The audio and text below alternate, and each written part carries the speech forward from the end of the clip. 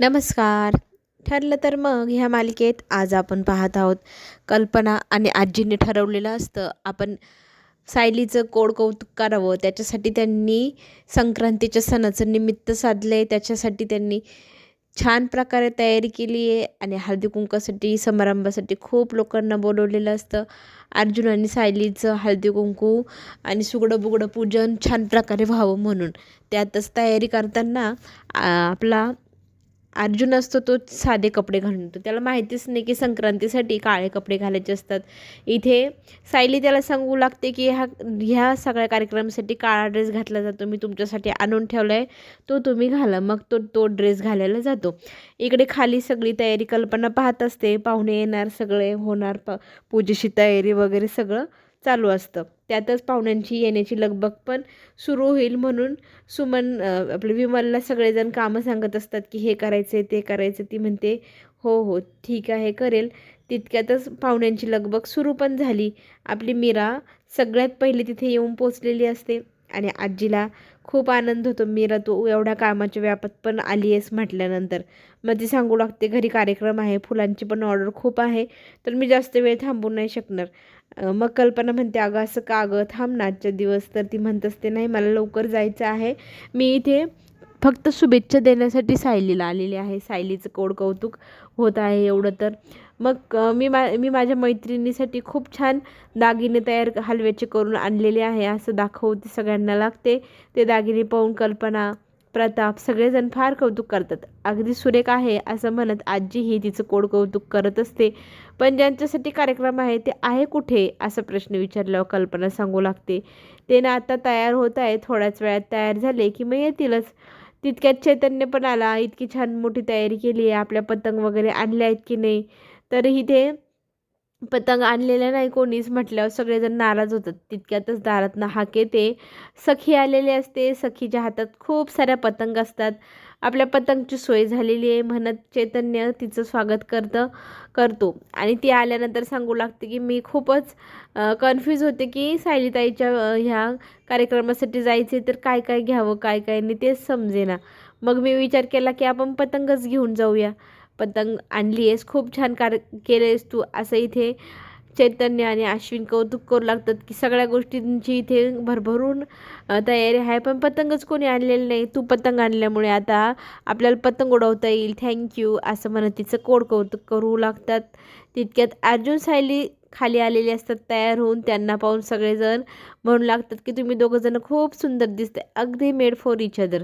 आणि कल्पना तर म्हणू लागते तुमच्या दोघांची ना मी थोड्या वेळाने दृष्टच काढेल, इतके सुंदर जोडपं दिसते तुमच्या दोघांचं. मग सायली तिच्या मैत्रिणींना भेटायला कवटळून भेटायला त्यांच्याजवळ जाते. इथे मीराला भेटून ती खूप आनंदी होते आणि मीरा पण खूप आनंदी होती, पण सांगू लागते की मला लवकर जायचं आहे. माहिती आहे तुला आमच्या घरात कसं वातावरण असतं, त्याच्यामुळे मी आज लवकर जाईल फक्त तुला भेटायला म्हणून मी इथे आले आहे.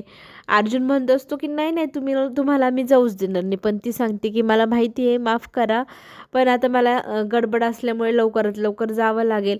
मग ती सगळ्यांना सांगते की मी निघते. आजीचं यांचं छान प्रकारे आशीर्वाद पण घेते आणि जायला परवानगी मागू लागते. सायली मग तिला म्हणू लागते की काळजी घे स्वतःची पण घरच्यांची पण. ती म्हणते बघ ना गं, तुला तुझ्या आई वडील कोण आहे हे तर माहीत नाही, पण तुला तुझी सासू किती प्रेम करते, आईचं खरी माया देते. खरंच नशीब लागतं गं तू असे घर मिळायला.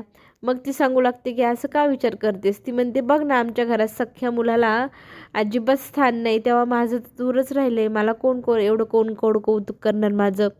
मग ती म्हणते की आपली नाती आपल्याला जपायला हवी असतात आणि एक एक नातं आपण आपल्या प्रेमाने मायाने आपोआप उलगडायचं, म्हणजे सगळेजण आपुलकीने आपल्या जवळ येतील. सखी म्हणते हो ताई, तू जे सांगते ते मलाही पटत आहे, खरंच असंच व्हायला हवं.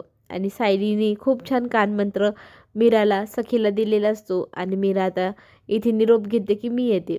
इथे मात्र आपली सुमन काकू खूप खूप दमली. अर्जुन सायली कधी येतील म्हणून त्याची वाट पाहता पाहता तिला थकायला दमायला झालेला आहे. इकडे मात्र खूप तयारी जोमात केलेली असते. चैतन्य आणि अश्विनने पतंग उडवण्याची 2 ग्रुप बनवायचे, एक लेडीजचा एक जेंट्सचा. आणि त्या ग्रुपमध्ये इथे जी काही पतंगबाजी होणार ती पाहायला सगळ्यांनाच आवडणार असं इथे घोषित केलं जातं. लेडीज टीममध्ये आता लीडर बनली आहे सायली आणि जेंट्स टीममध्ये लीडर कोण तर अर्जुन. आणि आता काव्य आलेली असते. काव्याला पण सायलीला खूप आनंद होतो. काव्याला नंदिनी कुठे विचारल्यानंतर ती सांगू लागते की ताई कामात आहे, पण तिने मला सगळ्यात आधी तुझ्याकडे जायला सांगितलं म्हणून मी इथे आली आहे. तर इथे येता येता दुसरी मैत्रीण भेटली, तिलाही घेऊन आलेली असते ती गाडीमध्ये. आणि ते सगळ्याजणी भेटून इतक्या कौतुक एकमेकींचं करत असतात. आणि सायलीला खूप आनंद होतो. इतक्या वर्षाने सगळ्या मैत्रिणी एकदम योग्य वेळेत भेटलाय. खूप आनंदाने मग सगळ्याजणी आता पतंग उडवायचं ठरवतात. पतंग उडवताना आता सगळेजण चेअरअप करत असतात. अर्जुनच्या बाजूने बॉईज आणि गर्ल्स हे असतात आपल्या सायलीच्या बाजूने. पतंग चालली आपली मस्त जोमात जोमात. आता कोण कोणाची पतंग काटणार हे पाहायला सगळ्यांनाच आवडणार. आणि बघता बघता सायलीची पतंग अर्जुनने कापलेली असते. आणि सगळेजण बॉईज खूप आनंदी असतात, पण गर्ल्स पण आनंदात असतात. तर का तर त्यांना सवय असते ह्या सगळ्या गोष्टींची. त्यांना हार भेटली तर ती स्वीकारताही येते. मुलांसारखं मुली चिडत नाही. असं सगळ्यांच्या गप्पा गोष्टी रमलेल्या असतात. आणि बघता बघता सगळे पाहुणे आपापल्या घरी निघून जायला तयार असतात. तितक्यातच तिथे रविराज आणि प्रतिमा येते. प्रतिमा मग म्हणू लागते की आमच्या घरात अजूनही तोच वाद चालू आहे आणि त्या वादाला काही सीमा नाही. इथे नागराज मात्र नेहमीच भांडणं करतोय, सुमन भेटत नाही आहे, त्यामुळे टेन्शन आहे. पण थोड्या गोष्टी विसरायला हव्या म्हणून आम्ही इथे हळदी कुंकाच्या कार्यक्रमाला आलो आहे, असं सांगितलं जातं. नागराजकडे पाहून सगळेजण रागारागाने मोठी मोठी डोळे करून त्याला इग्नोर करू लागतात. नागराजच्या ते लक्ष देतं. प्रिया मात्र काकाला म्हणू लागते की काका काकू भेटली नाही, तुझं काय आहे रे. तर तो म्हणतो बघ ना, मलाही खूप चिंता आहे, ती कधी भेटेल याची. लवकरच भेटेल, काळजी करू नको, असं प्रिया कौतुकाने बोलू लागते. आणि मग कोपऱ्यामध्ये हे दोघंजणं बोलता बोलता निसटलेले असतात. इथे प्रिया म्हणू लागते तुम्ही इथे आलाय तर तिकडे तुमच्या सुमनवर कोण लक्ष ठेवणार. तर मैपतची माणसं ठेवली, पण ती म्हणते मैपतच्या माणसांना विश्वास ठेवू नका, मैपत फरार झाला, तशी सुमन पण होऊ शकते. मग व्हिडिओ कॉल करा आणि बघा ती काय करते. इथे आपली सुमन मात्र बिचारी वाट पाहून पाहून थकली आहे. अर्जुन सायली कधी येणार त्यांच्या भरोश्यावरच ती तिथे बसली तग धरून. तिला आता एकच गोष्टीची आतुरता आहे, अर्जुन सायलीने तिच्यापर्यंत लवकरात लवकर पोहोचावा. आपले अर्जुन आणि सायली लवकरात लवकर तिथे पोहोचणार का.